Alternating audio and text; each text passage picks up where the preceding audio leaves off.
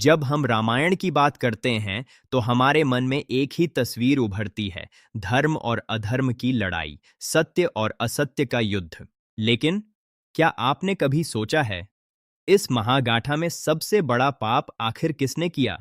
क्या वो रावण था, या शूर्पणखा, या फिर कोई और? आज हम खोलेंगे रामायण का वो रहस्य जिसे जानकर आपकी सोच बदल जाएगी। अध्याय 1। क्या रावण ही सबसे बड़ा पापी था? लंकापति रावण, महान शिव भक्त, चारों वेदों का झाता, पराक्रमी योद्धा, लेकिन उसी रावण ने माता सीता का हरण किया। रावण ने छल से सीता को हर लिया, जटायु की हत्या की और एक निर्दोष स्त्री को बंधक बना लिया। क्या यही रामायण का सबसे बड़ा पाप था? लेकिन ठहरिए, रावण ने सीता को छुआ तक नहीं। उसने मर्यादा का पालन किया। वह रोज विवाह का प्रस्ताव रखता था, पर जबरदस्ती नहीं। तो क्या उसका पाप केवल अपहरण था? अध्याय 2। शूर्पणखा। दंडकारण्य का वो वन जहां शूर्पणखा ने राम को देखा और प्रेम प्रस्ताव रखा, वहीं से शुरू हुआ प्रतिशोध का बीज। जब लक्ष्मण ने उसकी नाक काट दी, क्या शूर्पणखा की वासना पाप थी, या लक्ष्मण का कठोर दंड? यदि नाक नहीं काटी जाती तो क्या युद्ध टल सकता था? अध्याय 3।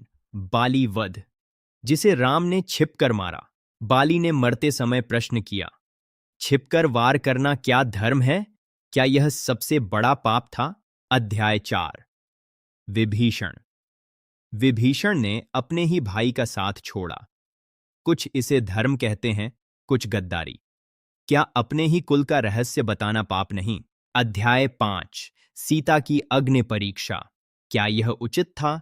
क्या एक निर्दोष स्त्री पर संदेह करना रामायण का सबसे बड़ा पाप था?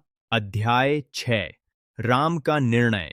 जब राम ने सीता को वनवास भेज दिया, क्या यह राजधर्म था या पति का सबसे बड़ा अपराध? क्या उन्होंने न्याय किया या पाप? अध्याय 7। सबसे बड़ा पाप, असली उत्तर। अब सवाल उठता है, इन सब में सबसे बड़ा पाप किसका था? रावण का, शूर्पणखा का, या किसी और का?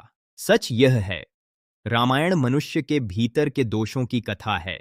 सबसे बड़ा पाप किसी व्यक्ति का नहीं था, सबसे बड़ा पाप था अहंकार। रावण का अहंकार, शूर्पणखा की वासना, बाली का अभिमान और समाज का संदेह। जब भी ये बढ़ते हैं, विनाश निश्चित है। रामायण हमें सिखाती है, जब भी अहंकार और संदेह बढ़ता है, विनाश निश्चित है। अगर रावण अहंकार छोड़ देता तो शायद युद्ध ही न होता। इसलिए रामायण का सबसे बड़ा पापी कोई व्यक्ति नहीं, बल्कि मनुष्य का अहंकार और संदेह है। अगर हम इन्हें जीत लें तो जीवन सफल है।